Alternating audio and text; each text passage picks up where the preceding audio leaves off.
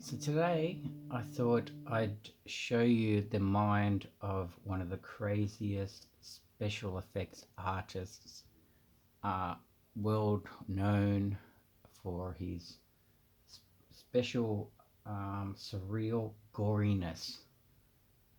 He's done a lot of movies.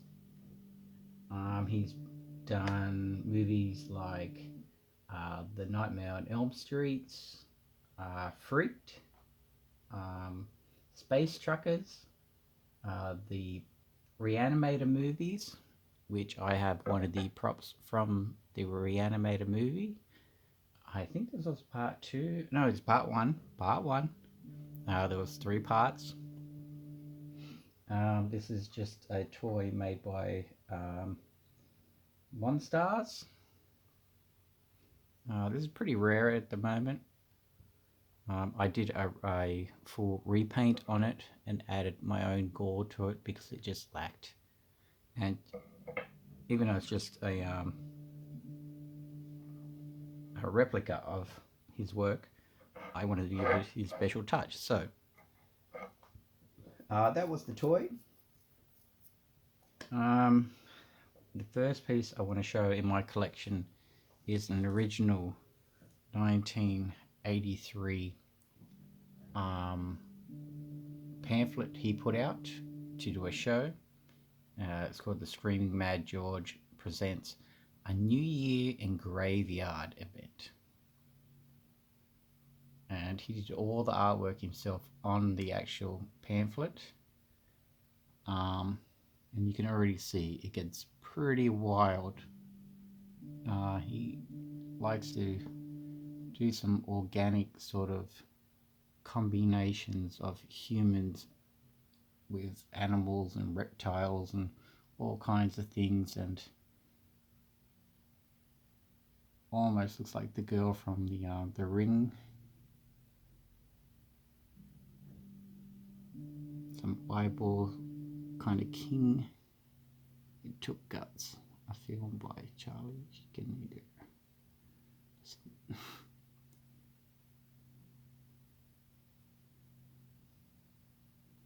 So, Screaming Mad George signed up there.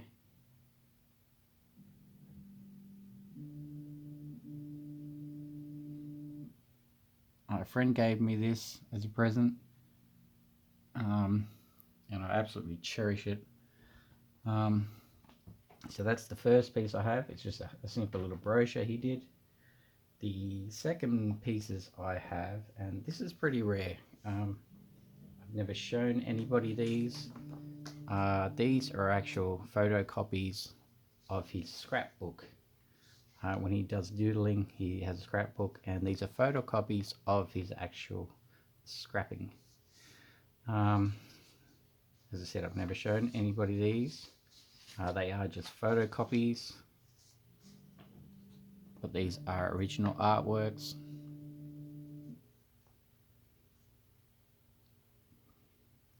This is the landscape for album cover. I'm not exactly sure what it is, but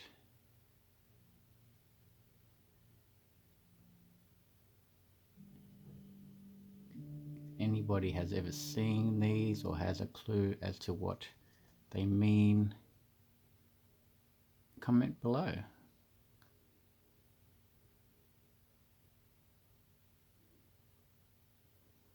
Because I doubt many people have seen these. So I'd love to know any information on them. This is the Reanimator.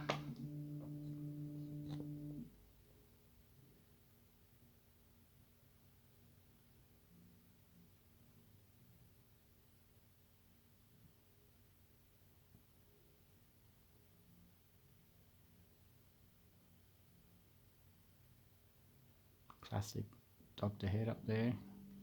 I think that's his signature up there. I'm not too sure what that is. There's that one. Oh, this is. I think he did some work with Hellraiser, because that looks like the. I recognize that one.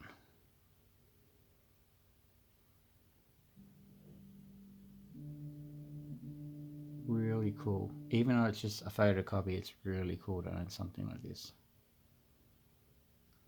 And I think my favorite one, because again, it is a replica of the hand there. Dated 89. Just really cool. The detail is just, and that's what I tried to do. I mean, I tried to give the goriness. It's not exactly like a replica. The eye's definitely different, but they did a good job on it. So there is that one. That's my favorite one. Okay, now we get on to his kind of rare collection that I have. So I put away the toy. This is just the toy you could buy. It's very nice. I did a repaint on it, but does not even compare to what I'm about to show now, which is part of a rare collection. And I'll start with the first one I bought, which is, I think it's called the Screaming Hands.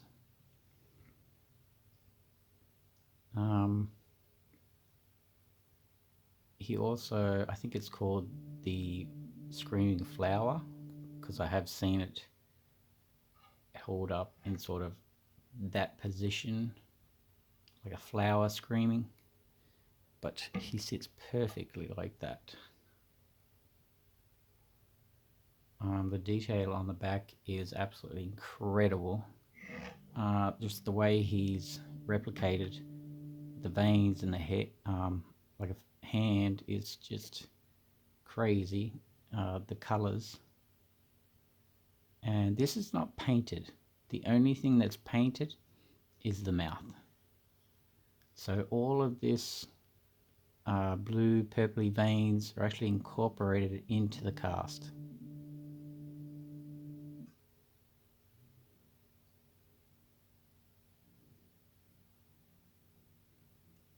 If anybody has any information or knows anything about these, please comment below.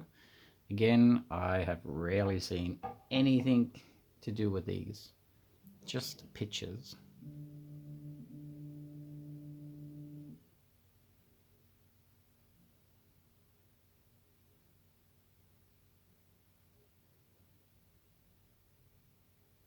So that was the first piece I got, and I was lucky to get in contact with a guy who had some contacts in Japan and hooked me up, and I managed to get 3 of his pieces, and they are marked on the base, sorry. So we got the SMG stamped, co-limited, and they're on all 3 pieces that I have. There's the detail of the fingers. I mean, it's just incredible. This is like straight out of the mold.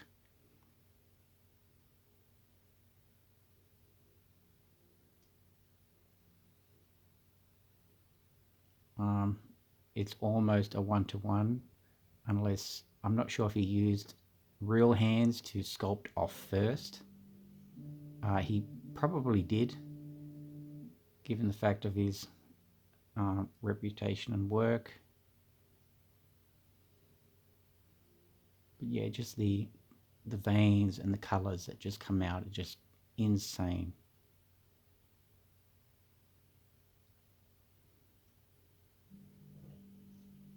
This is quite a big piece, so if you put your hands together, it's kind of the size that you're going to get. And I'll probably try and display these in a way that I can, so I'll just put that one there. The next one I have, so that was called I call it the Screaming Hands. I think it's also called the Screaming Flower. This one, I have no idea what it's called, but I call it the Seeing Hand. Again, it looks like it's molded off an actual hand, and it's nothing on this is painted at all, and it looks absolutely real. It's all hard resin. I have no idea how the eye is inlaid like that.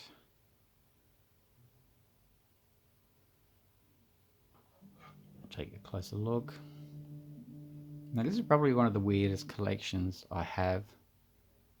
Probably one of the rarest, and I doubt many people would even have this sort of thing in their house or want it in their house. It's kind of creepy, kind of weird, but hey, art is art.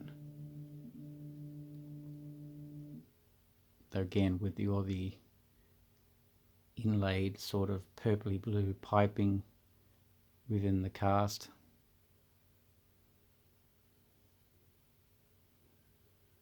A good look at the eye there. It's definitely sunken in, like it's behind. It's really cool. The fingernails. It's almost a full size, almost. So again, you can, the size comparison of these are pretty much realistic. You could almost call them movie props, actually.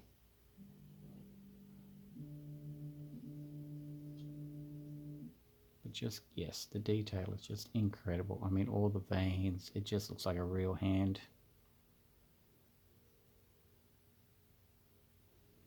So that's that one. Now onto my final piece, which is pretty much the one that won me over. I saw this about 10 years ago and instantly fell in love with it. It's the craziest thing I've ever seen in my life, and it is called the Foot Dog.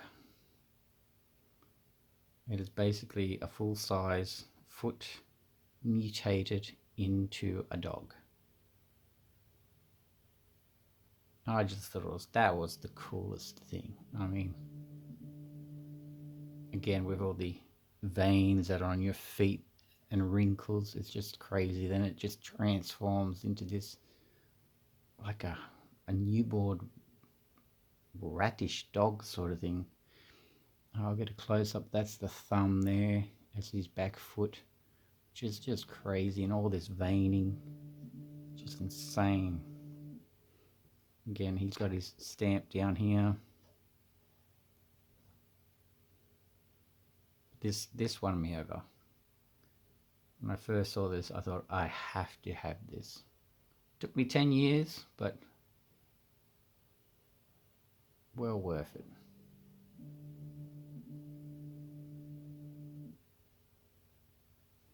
We're going for a closer look. And again, this is the biggest piece I have. It's almost the size of my arm down to my elbow. It's a very realistic piece. We'll start with you can see the heel here and all the wrinkles. Again, the eye is set in.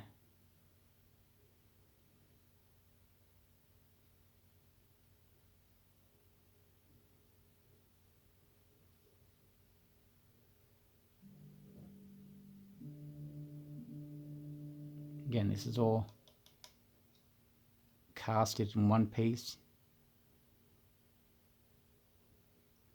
And the camera will pick up all these different veins that are in here. It just looks really cool.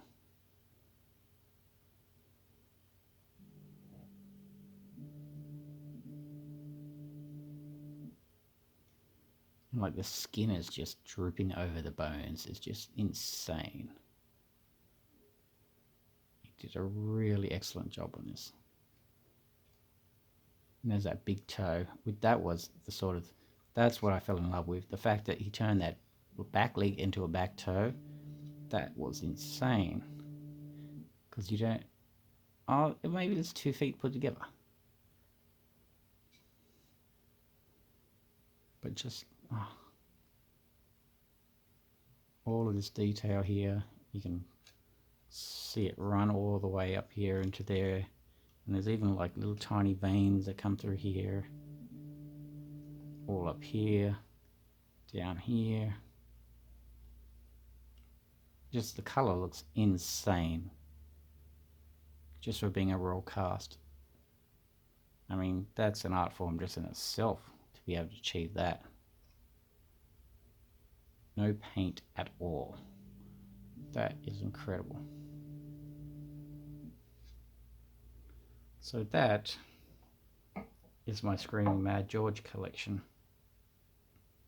A little weird, a little quirky, but if anybody has ever seen it, knows any information about it, please comment below. I would love to know.